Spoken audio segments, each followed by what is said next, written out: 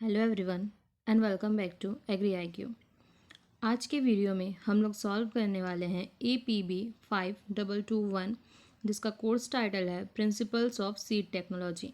ये जो पेपर है ये 2021 to 22 में आया हुआ पेपर है जिसका कंप्लीट सॉल्यूशन इस वीडियो में हम लोग अभी करने वाले हैं।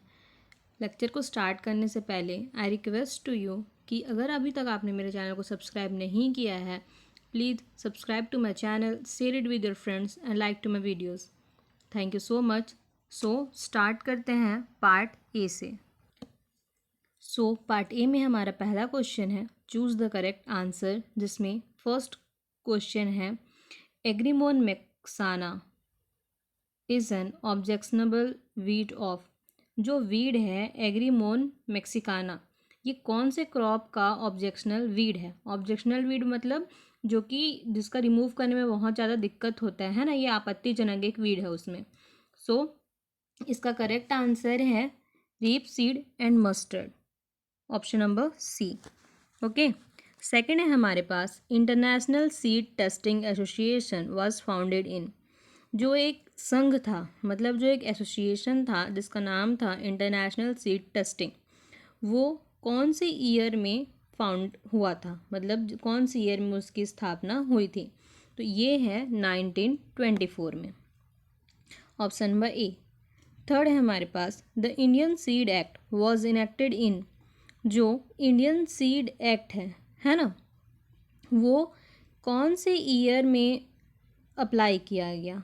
ठीक है, तो वो है हमारा 1966।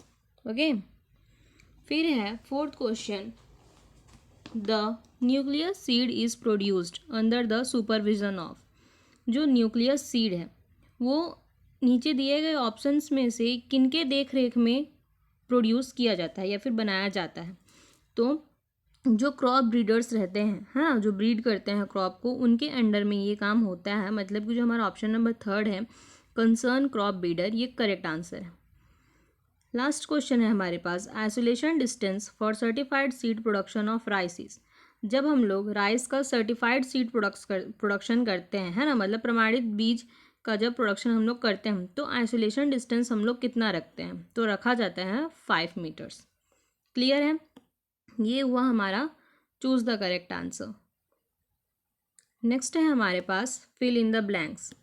ओके, और फिल इन द ब्लैंक्स में हमारा फर्स्ट क्वेश्चन है organisations of economic cooperation and development, जिसका शॉर्ट फॉर्म है OECD, इज़ लोकेटेड एट। जो ये OECD है ये कहाँ लोकेटेड है? तो ये लोकेटेड है पेरिस में। ठीक है, नेक्स्ट है हमारे पास the seed that can be successfully dried to moisture content as low as 5% without injury are called. ऐसे सीड मतलब कि ऐसे बीज जिनका मॉइस्चर कंटेंट अगर हम लोग 5% तक कम कर देते हैं तो भी उसमें कोई इंजरी नहीं होती है, या फिर बिना इंजरी के 5% तक सीड मॉइस्चर लेवल जिन बीजों में कम किया जा सकता है उनको क्या कहते हैं, है ना, या फिर वो कौन से बीज है? तो वो है हमारे ऑर्थोडॉक्स सीड।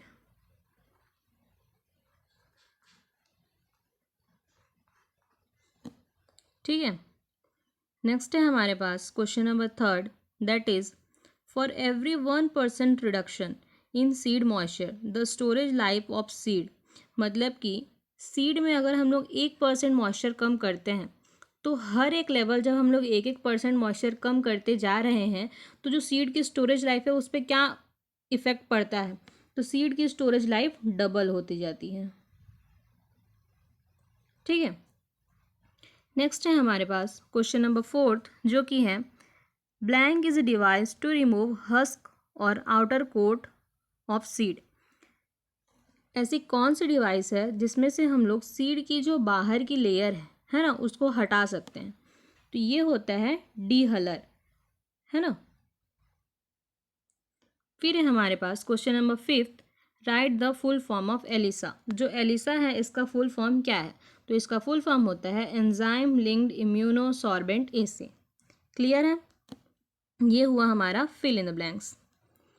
नेक्स्ट है हमारे पास क्वेश्चन पार्ट ए का क्वेश्चन नंबर थर्ड, जो कि है match the following. Match the following में हमको दिया गया है सीड्स, है ना, और उन सीड्स के क्या कैरेक्टरिस्टिक है या उनके टैग कलर क्या है ये अपने को मैच करना है, ठीक है। तो सबसे फर्स्ट है हमारे पास ब्रीडर सीड, है ना। ब्रीडर सीड की टैग कलर क्या होती है? तो ब्रीडर सीड में आपको पता है कि कोई भी टैग नहीं होता है, तो ये हुआ हमारा option number e. Okay, second है हमारे पास, सॉरी अगेन, जो ब्रीडर सीड है हमारा उसका कलर होता है गोल्डन येलो टैग, तो ऑप्शन नंबर डी, ठीक है। फिर है हमारे पास second nucleus seed. Nucleus seed में कोई भी टैग कलर नहीं होता है या फिर टैग नहीं होता है, तो ये हुआ हमारा ऑप्शन नंबर ई। फिर है हमारे पास सर्टिफाइड सीड। सर्टिफाइड सीड जो है वो क्या है? जो फाउंडेशन सीड की प्रोजेनी है सर्टिफाइड सीड, ठीक है। फोर्थ है हमारे पास फाउंडेशन सीड। फाउंडेशन सीड में वाइट कलर का टैग होता है। फिफ्थ है हमारे पास ग्रो आउट टेस्ट। तो ग्रो आउट टेस्ट क्यों किया जाता है? जेनेटिक प्यूरिटी को जानने के लिए, ठीक है। ये हुआ हमारा मैच द फॉलोइंग, ठीक है। नेक्स्ट हम लोग देखेंगे ट्रू फॉल्स।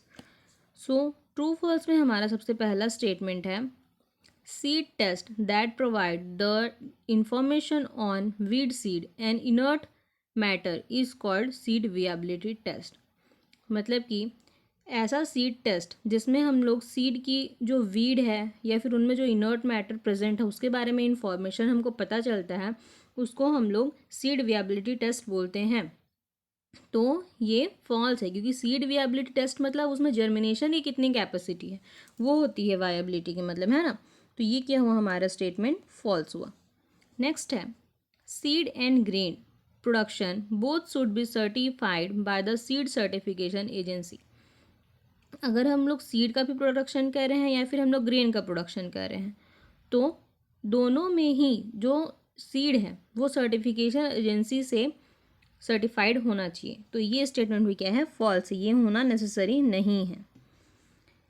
नेक्स्ट है हमारे पास स्टेटमेंट नंबर थर्ड, जो कि है natural crossing is an important source of contamination in sexually propagated crops due to integration of genes from unrelated stocks genotype. मतलब कि जब नेचुरल क्रॉसिंग हो रहा है ना या फिर नेचुरल ब्रीडिंग हो रहा है, तब ये क्या है? ये एक मेन कारण है जिससे जो सेक्सुअली प्रोपगेटेड क्रॉप्स हैं वो आपस में क्या हो जाते हैं?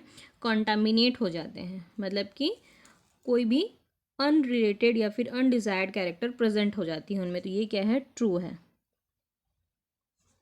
नेक्स्ट है हमारे पास foundation seed is produced under the supervision of seed certification agency. तो इसको हमने अभी अभी देखा था मल्टीपल चॉइस में, है ना। तो ये हमारा क्या है? ट्रू है। फिफ्थ है एलिसा, जिसका फुल फॉर्म अभी हमने देखा ब्लैंक्स में, has been designated to detect a novel GM protein और ट्रेट। जो एलिसा है ये जो भी नया डेवलप होता है, चाहे वो जेनेटिकली मॉडिफाइड क्रॉप हो या फिर नया ट्रेट हो, है ना, उसके लिए रिस्पॉन्सिबल होता है या उसको अपॉइंट किया गया है इस चीज़ के लिए। तो ये क्या है? ट्रू है, ठीक है। ये हुआ हमारा पार्ट ए। अब हम लोग देखेंगे पार्ट बी। पार्ट बी में हमारा पहला क्वेश्चन है टेम्परिंग। डेफिनेशन देखते हैं हम लोग। Seed is usually dried in stages with heated air, each stage consisting of pass through the dryer.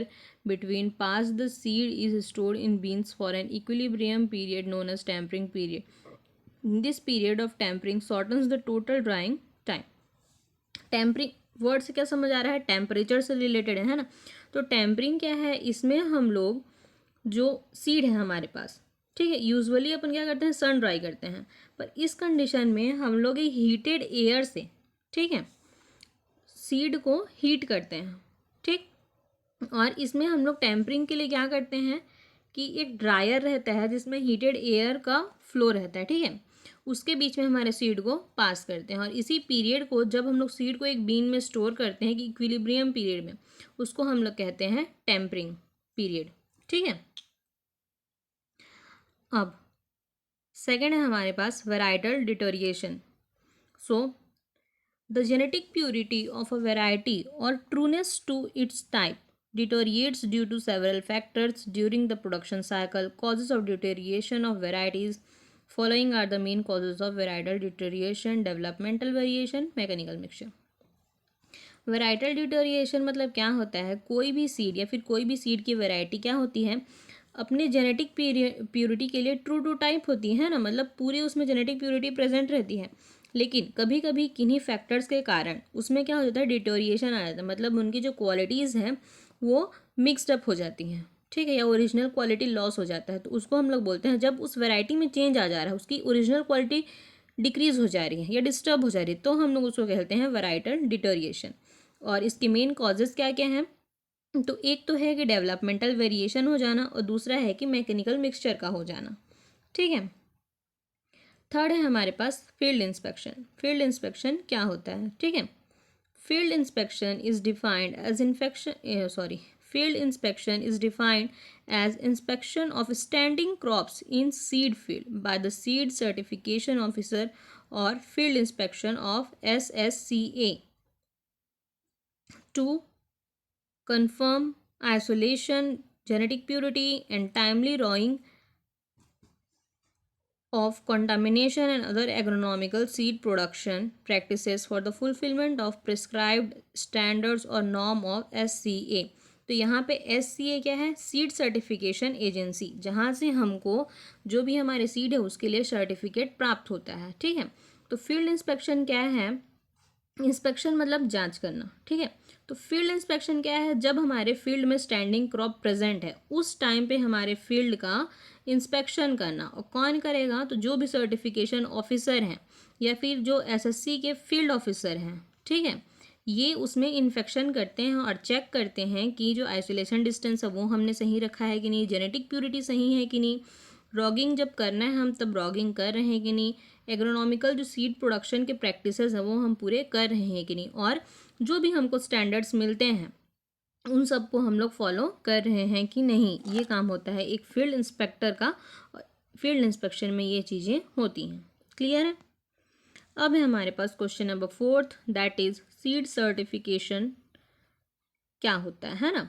In general seed certification is a process design to maintain and make available to the general public continuous supply of high quality seed and propagating material of notified kind and varieties of crops so grown and distributed to ensure the physical identified and genetic purity।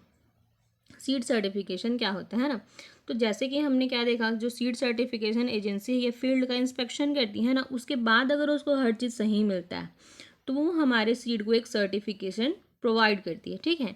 तो इससे क्या होता है कि जो भी general public है अगर हमारा सीड सर्टिफाइड है तो वो उसको यूज़ कर सकती है, ठीक।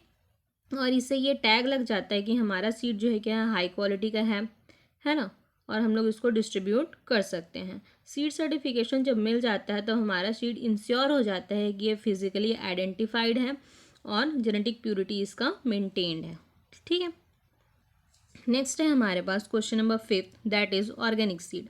ऑर्गेनिक सीड क्या होता है, तो बहुत बेसिक सा क्वेश्चन है, ये आपको एक्सप्लेन करने की ज़रूरत ही नहीं है ना, आपको पता है कि ऑर्गेनिक सीड क्या होता है, but let's see it. The term organic seed means seed produced under an organic system, ideally one that is certified.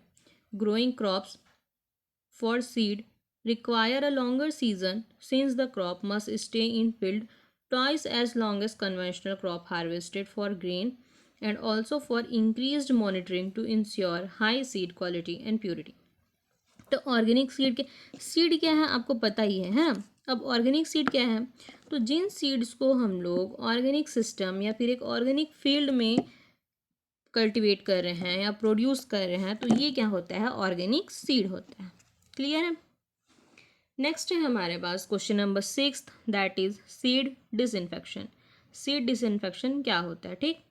Seed disinfection refers to the destruction of surface borne organism that have contaminated the seed surface but not infected the seed surface। Seed disinfection क्या होता है, तो जो भी surface borne organism है या फिर pathogen है उनका हम लोग क्या कर देते हैं, ट्रीटमेंट के थ्रू उनको किल कर देते हैं, लेकिन उस सरफेस को हम लोग डैमेज नहीं करते हैं। ये होता है सीड डिसइंफेक्शन। क्लियर है? नेक्स्ट है हमारे पास क्वेश्चन नंबर 7 जो कि है जेनेटिक ड्रिफ्ट। जेनेटिक ड्रिफ्ट क्या होती है? Genetic drift is the change in the frequency of an existing gene variant in the population due to random change. Genetic drift may cause gene variants to disappear completely and thereby reduce genetic variation.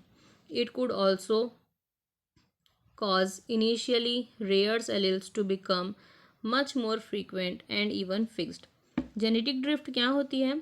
तो किसी भी population में, है ना, suddenly change आ जाना, उसके genetic sequence में suddenly change आ जाना, या फिर जो भी इसको जेनेटिक बिहेवियर है उसमें चेंज आ जाना, ठीक है, उसको हम लोग कहते हैं जेनेटिक ड्रिफ्ट। और ये क्यों होता है और ये क्या कर सकता है? तो जीन वेरिएंट्स जो हैं वो जेनेटिक ड्रिफ्ट के कारण हो सकती हैं, ठीक है। और जो एलिल्स हैं उनको ये क्या करती हैं? लॉस भी हो सकता है जेनेटिक ड्रिफ्ट से, ठीक। नेक्स्ट है हमारे पास क्वेश्चन नंबर 8 जो कि है सीड स्टोरेज। तो सीड स्टोरेज क्या है? सीड स्टोरेज में be defined as seed conservation method obtained from the harvest until they are planted for successful crop production. The seed are required to be conserved through proper storage for a long period. During the seed storage, moisture is controlled directly.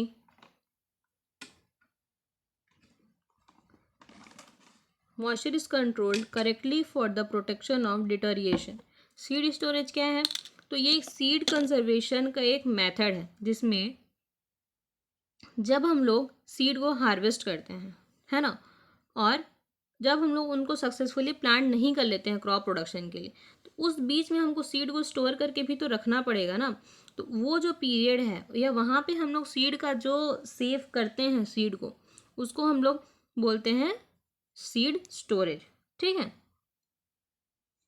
और इन seeds को एक proper तरीके से store करना बहुत ज़रूरी रहता है, चाहे वो शॉर्ट पीरियड के लिए हो या लॉन्ग पीरियड के लिए हो, क्योंकि जब हम लोग सीड का स्टोरेज कर रहे हैं तब मॉइस्चर को हमको अच्छे से कंट्रोल करके रखना है और डिटोरिएशन से उसको क्या करना है? अच्छे से प्रोटेक्ट करना है। अदरवाइज वो स्टोरेज के टाइम पे ही कॉन्टामिनेट हो जाएगा तो उसमें जर्मिनेशन भी अच्छे से नहीं होगा, फिर हमारा पूरा जो क्रॉप प्रोडक्शन का प्रोसेस है आगे आगे का वो सारा फेल हो जाएगा। क्लियर है? नेक्स्ट है हमारे पास न्यूक्लियस सीड, ठीक है। न्यूक्लियस सीड क्या होता है? न्यूक्लियस सीड क्या होता है? जैसे कि एक सेकेंड, जो आपका बेसिक सीड टाइप है ना, जिससे आपका ब्रीडर सीड का फॉर्मेशन होता है, वो होता है आपका न्यूक्लियस सीड। दूसरा पॉइंट हमने क्या देखा कि जो न्यूक्लियस सीड होता है उसका जो भी टैग है वो प्रेजेंट नहीं होता है, क्योंकि वो बेसिक सीड टू टाइप है जहाँ से आप उसका प्रोडक्शन कर रहे हैं, ठीक है। तो ये हुआ आपका न्यूक्लियस सीड।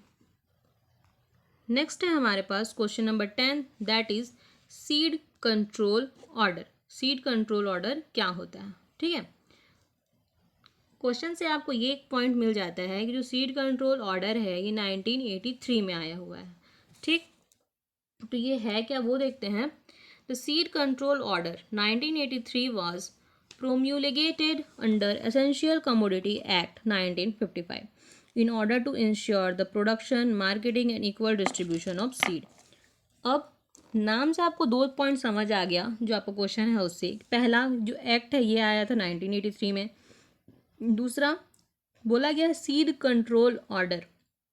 कंट्रोल ऑर्डर से आप क्या समझते हैं कि उसकी जो भी प्रोसेसिंग हो रही है, जो डिस्ट्रीब्यूशन हो रहा है, जो भी स्टेप्स उनमें इन्वॉल्व है, उन सारे को ये जो एक्ट है ये कंट्रोल करता है ना। तो दो पॉइंट आप ये लिख सकते हैं।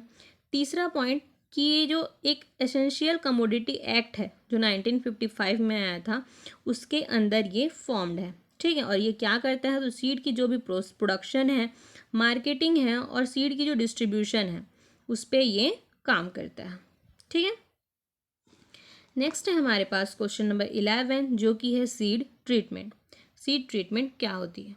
Seed treatment are the biological, physical and chemical agents and techniques applied to seed to provide protection and improve the establishment of healthy crops.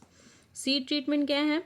तो सीड ट्रीटमेंट में हम लोग बायोलॉजिकल, फिजिकल और केमिकल एजेंट्स का यूज़ करके ऐसी इन techniques का apply करके हम लोग सीड को क्या करते हैं, एक प्रोटेक्शन प्रोवाइड करते हैं ताकि वो जब इस्टेब्लिश हो तो वो एक हेल्दी क्रॉप का जनरेशन कर सके। क्लियर है? नेक्स्ट है हमारे पास रॉगिंग, और ये हमारे पार्ट बी का लास्ट क्वेश्चन है। तो रॉगिंग क्या होता है? The systematic removal from the seed production field of types plant and another crop or variety and diseased plant. The process of removing by hand plants of the variety grown for seed do not appear healthy or sufficiently characteristic. Ragging क्या होता है? तो ये एक ऐसा process है ना, seed production का, जिसमें हम लोग जो ऑफ टाइप्स होते हैं हमारे प्लांट में या फील्ड में, ऑफ टाइप्स क्या, तो जिन वेराइटीज़ का हमने कल्टिवेशन किया है उनसे दूसरी कोई वैरायटी प्रेजेंट हो या फिर कोई डिसीज्ड प्लांट प्रेजेंट हो, है ना, उन सब का जब हम लोग रिमूवल करते हैं, ठीक है, तो उनको हम लोग क्या बोलते हैं? रॉगिंग बोलते हैं। क्लियर है? ये हुआ आपका part A and part B APB 5221 का solve. Part C and part D हम लोग करने वाले हैं नेक्स्ट लेक्चर में। तब तक अगर अभी तक आपने मेरे चैनल को सब्सक्राइब नहीं किया है, I request to you again कि please subscribe to my channel, share it with your friends and like to my videos. Thank you so much.